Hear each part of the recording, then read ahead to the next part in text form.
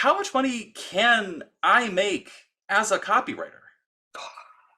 I mean, how long is a piece of string? There really is no ceiling, but it totally depends on how smart you work, how hard you work, and who you know, the jobs you get, those kinds of things.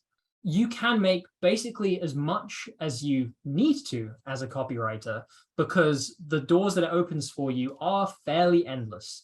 Because you are learning a skill that is transferable to pretty much any job you'll ever have in your life.